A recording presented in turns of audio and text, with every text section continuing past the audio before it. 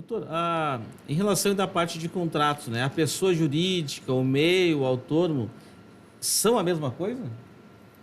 João, e aqui é outra questão que a gente vê e é uma discussão que a gente... Vou tentar resumir, porque vai longe isso, né? Inclusive, poderia puxar o termo pejotização, né? Existe uma questão que sempre existiu, né, no Brasil, mas a partir da questão da terceirização ser autorizada, inclusive para atividade fim, né, ou seja, para qualquer atividade da empresa, né, as pessoas começaram a encontrar mágicas, ou seja, a fazer a contratação de funcionários, né, através de pessoas jurídicas, ou seja, de um empregado que forma uma pessoa jurídica, um CNPJ que emite nota, ou através de um MEI, ou a contratação através de autônomo. E aqui existe uma questão que é interessantíssima, porque o autônomo não é um vilão, o autônomo é permitido, inclusive, na CLT, a prestação de serviços autônomos, só que essa prestação de serviços, né, tanto do PJ, do MEI ou do autônomo, né, ela realmente precisa ter o quê? E desculpa a redundância, autonomia. Né?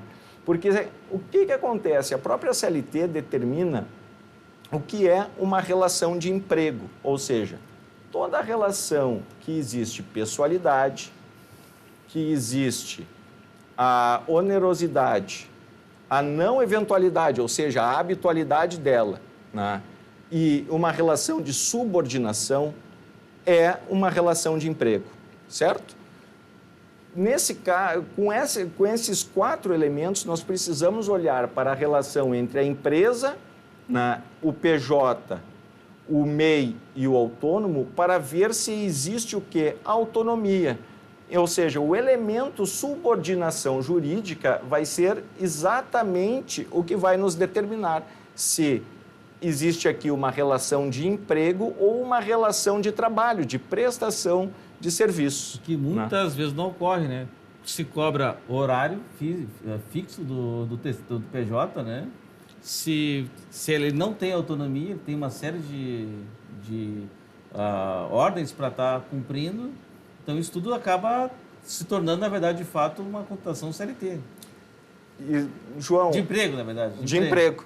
Né? Uma contratação de emprego. Essa é a grande questão, né, que precisa se ter. Ou seja, muitas vezes a relação, João, começa efetivamente como uma relação de autônomo. O problema é no desenrolar desta relação, né, ou seja, essa relação que começa de uma forma correta, né, como um autônomo, né, prestando um serviço muitas vezes especializado, né, ou seja, uma contratação de um serviço super especializado, mas que a empresa acaba trazendo para dentro da sua estrutura esse prestador de serviço, onde ele passa a cobrar horário, onde ele passa a exigir o trabalho no horário e no momento em que ela deseja, o que se contrapõe ao autônomo, o qual pode, inclusive, ter exclusividade, mas ele vai determinar